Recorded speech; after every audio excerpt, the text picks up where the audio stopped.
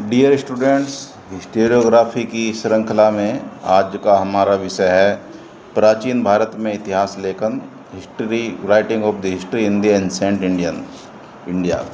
तो अब आप एक चीज़ देखें कि भारत में जब हम ये जानते हैं कि भारत को का इतिहास के बारे में समस्या ये है कि भारत का इतिहास यूरोपियंस ने लिखा और यूरोपियंस ने हम पे आरोप प्रत्यारोप बहुत किए।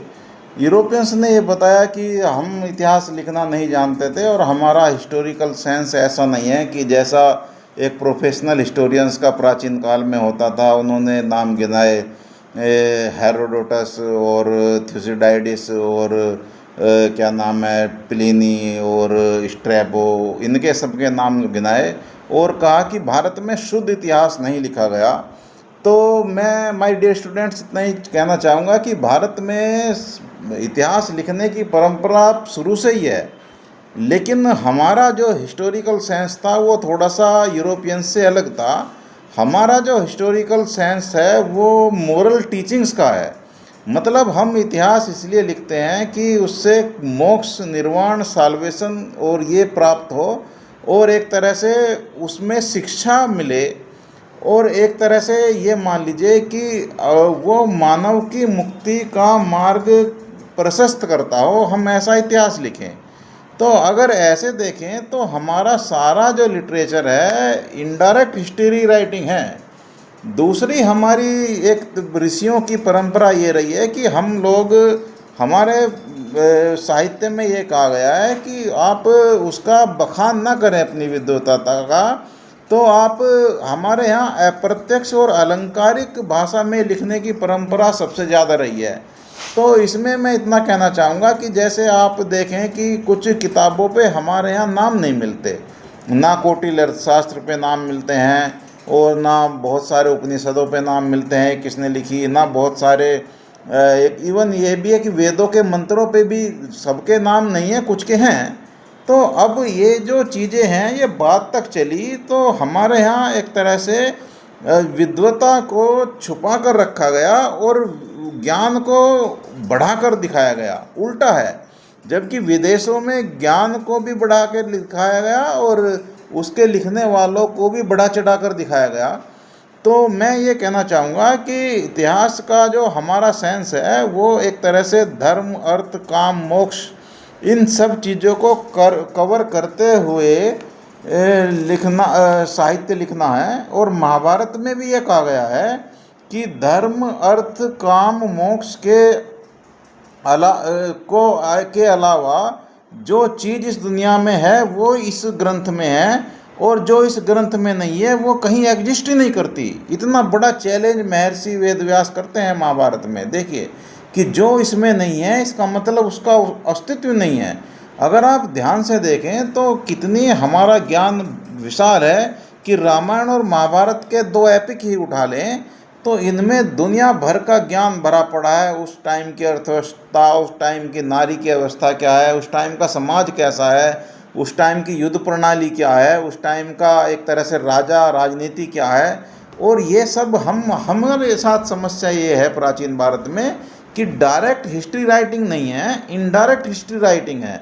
हमें इनडायरेक्ट हिस्ट्री से हिस्ट्री निकालनी होती है। तो समस्या ये है कि उसके लिए प्रोफेशनल्स का इंडिया में हमेशा अभाव रहा है कि जैसे यूरोप में तो प्रोफेशनल्स थे, लेकिन बाद में उसकी व्याख्या करने के बाद में चूंकि हम गुलाम रहे और हम पे हमारा जो नॉलेज सिस्टम था वो डेड हो गया बीच में, तो उसकी एक्सप्लेनेशंस के लिए हमारे अपने इंडिजीनियस विद्वान कम आगे आए। तो इसलिए हमारा क्रिटिसिज्म हुआ और वो अब एक गलतफहमी ये हुई कि हमें हिस्टोरिक सेंस नहीं था, जबकि इसका उल्टा है, हमें बहुत हिस्टोरिक सेंस था कि 4 वेद ही ले लीजिए आप, पूरा ऋग्वेद जो उठाइए वो 7-8 ऋषियों के द्वारा है और इतने सारे ऋषि उसमें हैं कि आप एक चीज़ देखिए कि इवन महिला ऋषि अपाला, विश्वारा और लोपामुद्रा और उसके बाद उपनिषद काल में गार्गी, तो इतने सारी महिला ऋषियों ने मंत्रों की रचनाएं की, ऋचाओं की रचना की,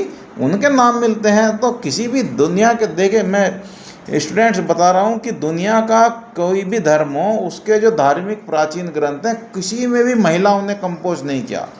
भारत एकमात्र ऐसा देश है जिसमें महिलाओं ने कंपोज किया है राइम्स को। और ये ना किसी दूसरे धर्म में नहीं है, ना जैन में, ना बौद्ध में, ना इस्लाम में, ना ईसाई क्रिश्चियनिटी में। ये एकमात्र हिंदू धर्म की एक तरह से कहना बड़प्पन है कि उन्होंने महिलाओं को भी स्थान दिया, और महिलाओं ने बहुत सारा लिटरेचर लिखा है हमारे यहाँ, आपको पता ही होगा। तो अब उन्होंने इतने सारे, अब देखिए अगर आप डायरेक्ट हिस्ट्री राइटिंग की भी बात देखें तो 18 पुराण जो हैं, पुराणों का उद्देश्य ही एक तरह से इतिहास लिखना है। और पुराण जो हैं पहले ऐतिहासिक ग्रंथ हैं मान्यता प्राप्त, वो लिखे ही इसलिए गए थे कि जो वंश हैं उनमें पर्व, उनके पुराणों में वंश चरित्र हैं। और वंश चरित्र का मतलब ये है कि जैसे उसमें मौर्य वंश का जिक्र है, उसमें गुप्त वंश का जिक्र है, उसमें शुंग वंश का जिक्र है, और उसमें बाद में एक दो और भी छोटे मोटे वंशों के जिक्र हैं। तो रामायण महाभारत के जिक्र हैं कुछ पुराणों में, उनके जो कैरेक्टर हैं उनके जिक्र हैं। तो अब ये हमें मान लेना ये कहीं से भी नहीं है कि हमें हिस्टोरिक सेंस नहीं था, बशर्ते कि पुराणों को बड़े ध्यान से पढ़ा जाए। क्योंकि पुराणों में क्या है, पुराणों के साथ समस्या ये है कि एक तो वे सारी भविष्य काल में लिखी गई हैं, दूसरे वे थोड़ी एग्जैगरेटेड या अतिशयोक्तिपूर्ण माहौल में या अतिशयोक्तिपूर्ण नैरेटिव में लिखी गई हैं। तो उसके लिए हमारे पास बहुत ही दूरदृष्टि होनी चाहिए। इसीलिए पुराणों की व्याख्या करने के लिए बहुत विद्वता की ज़रूरत है। इसके बाद 108 उपनिषद हैं, ये देखिए आप, पूरे उपनिषद में बृहदारण्यक उपनिषद हो, छांदोग्य उपनिषद हो, ईश्वर उपनिषद हो, कठोपनिषद हो, सारे के सारे जो उपनिषद हैं उनमें सारा दर्शन उस तरह सनातन का क्या था, हमारा हिंदू धर्म का, वो भरा पड़ा है। और ऐसा दर्शन आज तक दुनिया में, मैं बता रहा हूँ कि उपनिषदीय दर्शन कभी फेल नहीं हुआ है। चाहे वो ब्रह्मवाद हो, चाहे एकेश्वरवाद हो, चाहे वो अद्वैतवाद हो, चाहे वो द्वैतवाद हो, वो सारा का सारा जो लिटरेचर है हमारा उपनिषद का, पुनर्जन्म हो, मोक्ष हो, मनुष्य का उद्देश्य क्या है जीवन का, यह लोक परलोक, ये सब उपनिषदों में है। तो हमको बड़े ध्यान से पढ़ना पड़ेगा कि उपनिषदों को हम हिस्टोरिकल अगर आएँ तो उसमें बहुत सारे एक तरह से, जैसे राजा जनक है, जन्मजय है, और गार्गी है, और क्या कहते हैं, कितने ऋषि हैं, उनके नाम दिए गए हैं उपनिषदों में पूरे स्पष्ट रूप से। उस टाइम के एक तरह से प्रश्नोत्तर करने की ब्राह्मणों की जो परंपरा रही है उसको दिखाया गया है। तो ये बहुत ही, मतलब ये मान लीजिए आपकी बहुत ही हमारा विशाल एक तरह से साहित्य है उपनिषद। फिर आप देखिए कि अब इतिहास में, भारतीय इतिहास में ये कहा जाता है कि हमारे आलोचक कि हमें क्रोनोलॉजी का और टाइम का और इसका बहुत कम ज्ञान था। तो स्टूडेंट्स, इसके बारे में तो मैं इतना ही कहना चाहूँगा कि क्रोनोलॉजी का ज्ञान हमें बहुत था। और ये कहा जाता है कि भारत में तो क्रोनोलॉजी जब शुरू हुई, जब वेस्टर्न स्कॉलर्स ने कहा है खासकर, कि जब वो आ गए इंडिया में इंडो ग्रीक्स, और सिकंदर का आक्रमण जो 326 ईसा पूर्व हुआ, तो वो उसको पहली रिटर्न क्रोनोलॉजी मानते हैं। लेकिन ये बहुत बड़ी गलतफहमी है। पहली जो रिटर्न क्रोनोलॉजी है वो, उससे हम ना जाएं तो हमारे यहाँ एक तरह से युगों का कंसेप्ट है कि सबसे पहले सतयुग है, फिर त्रेता युग है, फिर द्वापर युग है, फिर कलयुग है, जो कलयुग अब चल रहा है, और त्रेता युग में राम और वो है, द्वापर में कृष्ण हैं। तो ऐसे ही व्याख्याएं हैं। तो हमें टाइम का कोई दिक्कत नहीं है। और अब आज तो रेडियो कार्बन जो डेट्स हैं और ऐतिहासिक जो आर्कियोलॉजिकल स्टडीज़ हैं, उनसे ये क्लियर हो गया है कि टाइम जो है वो कोई भी चीज़ का हम साइंस से निकाल सकते हैं। जैसे कि इंडस वैली सिविलाइजेशन का टाइम निकाल लिया हमने, फिर एक तरह से फिर जो वैदिक एज का निकाल लिया, फिर एक तरह से पाषाण काल का निकाल लिया, फिर हमने उसका निकाल लिया द्वितीय महाजनपद का, जिसमें northern black polished where NBPW हैं, उनका निकाल लिया, फिर ओकरे कलर वेयर जो वैदिक काल से हैं उनका निकाल लिया। तो आजकल ये बड़ी बात नहीं है कि हम किसी समय की जो आर्कियोलॉजी है उसको बिल्कुल निकाल सकते हैं। और फिर हम आते हैं कि हमारे यहाँ एक चरित्र लिखने की परंपरा रही है कि हमारे यहाँ की जो कोर्ट्स हैं या हमारे यहाँ की जो दरबार हैं, उनमें हमेशा विद्वानों को एक तरह से सम्मान दिया जाता था और एक तरह से विद्वानों को एक तरह से बहुत ज़्यादा पुरस्कृत किया जाता था लिखने के लिए। और हमारे दरबारों में हमेशा से ही एक तरह से कवि और लेखक रहे हैं, जैसे नवरत्न रहे हैं विक्रमादित्य के दरबार में, फिर वे अकबर के में रहे हैं, फिर वो बाद में बाद तक भी हर्षवर्धन के में भी कई लोग विद्वान थे। तो दरबारों में ऐसे रत्न रखने की परंपरा हमारे यहाँ पहले से ही रही है और इसी क्रम में चरित्र लिखे गए हैं। चरित्र का मतलब होता है बायोग्राफी या जीवनी। तो जैसे हर्षवर्धन ने बाण हर्षचरित्र लिखा, फिर विक्रमांक देव चरित्र लिखा गया, फिर नव सहसांक चरित्र लिखा गया, फिर बीसल देव चरित्र लिखा गया राजपूत काल में। तो ऐसे असंख्य चरित्र हैं। और उसके बाद में जो लेटेस्ट है, फिर उसके बाद में जो पहला मान्यता प्राप्त प्रोफेशनल हिस्टोरियन है वो कल्हण है, जो राजतरंगिणी का लेखक है और जो कि कश्मीर के दरबार में रहता है वो। तो कल्हण क्या कहता है कि कल्हण कहता है, देखिए कल्हण बाईसनेस का कितना अच्छी तरह से या ऐतिहासिक पक्षपात का डिनाय करता है।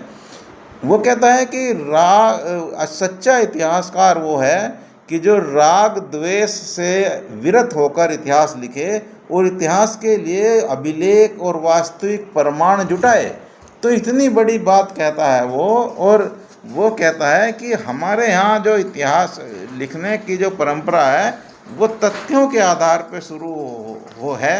और बाणभट्ट जब से भारत में सभ्यता विकसित हुई है और जब तक वो कल्हण जब से सभ्यता विकसित हुई है और जब तक वो रहता है, जब तक का इतिहास लिखता है वो। देखिए, तो अब उसने कश्मीर का इतिहास नहीं लिखा, पूरे उत्तर भारत का इतिहास लिखा और वो विशुद्ध भारतीय इतिहासकार है। और राजतरंगिणी का मतलब होता है राजाओं का इतिहास या राजाओं के इतिहास के अध्याय।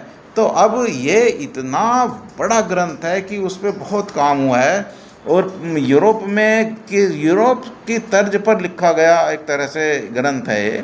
तो और लास्ट का मैं कहना चाहूँगा कि इसमें एक रासो साहित्य है हमारे यहाँ, जिसको हम लोग बहुत हल्के में ले लेते हैं और जिस पे अभी बहुत ज़्यादा रिसर्च होनी बाकी है। तो मैं ये कहूँगा कि रासो का मतलब होता है रस या वीर रस एक तरह से, या ओज रस के लिए लिखे गए ग्रंथ। और इनमें रासो साहित्य में ये समझ लीजिए आप कि जो एक तरह से ये है, क्या कहते हैं, पृथ्वीराज रासो पहला ग्रंथ है, फिर बीसल देव रासो है, फिर न जाने कितने रासो ग्रंथ जो राजस्थान में लिखे गए हैं। तो वो एक तरह से इतिहास के स्रोत हैं।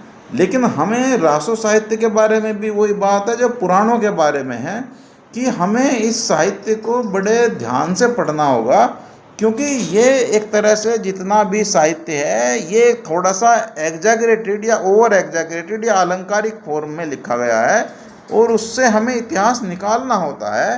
तो ये समस्या थोड़ी सी रासो साहित्य में बनी रहती है। तो इन सब चीज़ों का हमें, लेकिन इतना ज़रूर है कि मैंने आपको बता दिया है इस लेक्चर में कि हिस्टोरिकल सेंस जो है इंडियंस का वो किसी भी काल में नहीं मरा। आप वैदिक काल से या इंडस वैली काल से लेकर रासो साहित्य तक आ जाइए और ये सारा पैरेलल चलता रहा, बस उसका थोड़ा सा फॉर्मेट बदल गया। लेकिन वो सब चीज़ें आज हम एक तरह से ये कह सकते हैं कि प्राचीन काल में भारतीयों में इतिहास लेखन का बड़ा अच्छा सेंस था। धन्यवाद। अगला सीरीज में हम दूसरे इतिहासकार देखेंगे जो प्राचीन भारत के हैं।